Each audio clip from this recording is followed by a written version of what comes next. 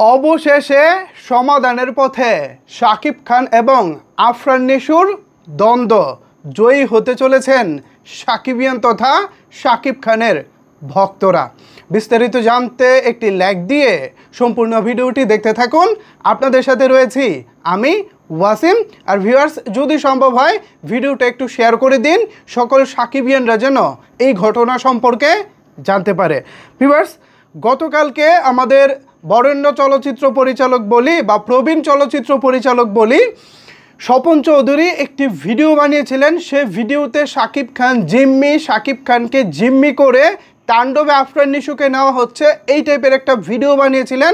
সেই ভিডিওতে চারিদিকে তোলপাড় পড়ে গেছে, টনক নড়েছে কর্তৃপক্ষ বলতে পরিচালক, প্রযোজক সবারই টনক নড়েছে। এবার তারই রেজাল্ট হিসেবে সমাধানের পথে হারতে চলেছে তাণ্ডবের টিম। হয় আফরান নিশোকে সরি বলতে হবে, তা না হলে তার ক্যামিও বা সিন কাটা পড়বে। এ বিষয়ে স্বয়ং রায়হান রাফি স্বপন চৌধুরীর সাথে কথা বলেছেন, আর তারই চুম্বক অংশ হিসেবে স্বপন চৌধুরী আজকে আমাদেরকে অল্প কিছু শুনিয়েছেন। তো চলেন রায়হান রাফির বক্তব্যটা আগে শুনি, তারপর এ বিষয়ে আরও বিস্তারিত আলোচনা করব। আমরা আগে রায়হান রাফির কথাটা শুনি।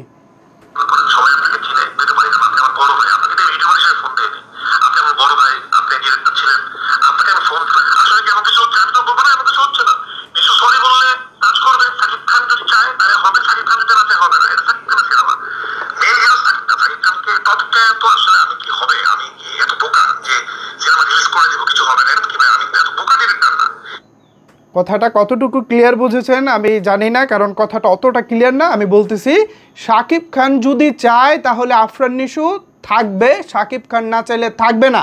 এটা শাকিব খানের সিনেমা, শাকিব খানকে টপকিয়ে আমি কিছু করতে পারবো না। কথাগুলো এভাবেই বলতেছিলেন রায়হান রাফি। ইয়েস, সাকিবিয়ানরা তাহলে জয়ী হয়েছেন। সাকিবিয়ানদের চাপে পড়ে শেষ পর্যন্ত রায়হান রাফি বড় রকমের সিদ্ধান্ত নিতে বাধ্য হলেন। এখানে রায়হান রাফি নিজেও যে মাইনকায় চিপায় পড়েছেন তার কথা শুনলে বোঝা যায়। মাইনকা চিপা বলতে, যেহেতু তিনি ডিরেক্টর, তিনি কিন্তু প্রডিউসার না। একটি সিনেমাকে বলা হয়ে থাকে প্রডিউসারের সন্তান। অবশ্যই ডিরেক্টরেরও সন্তান, কিন্তু প্রডিউসার হচ্ছে সিনেমার মা বাপ।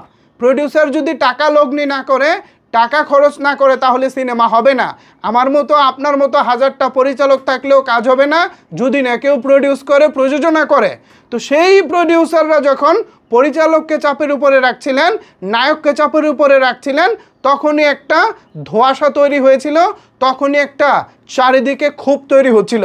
এবার তারই বহিঃপ্রকাশ হিসেবে গত কয়েকদিনে ঘটে যাওয়ার ঘটনা অবশেষে মীমাংসা হতে চলেছে 3 তারিখে সংবাদ সম্মেলনের মধ্য দিয়ে, অথবা তার আগেও যদি আফরান নিশো একটি ভিডিও বার্তা দেন যে যা হয়ে গেছে তার জন্য সরি বা এই টাইপ কিছু, তাহলেই হয়তো বা এটা মীমাংসা হবে, অথবা সংবাদ সম্মেলনে সরাসরি এই বিষয়টা মীমাংসা করা হবে।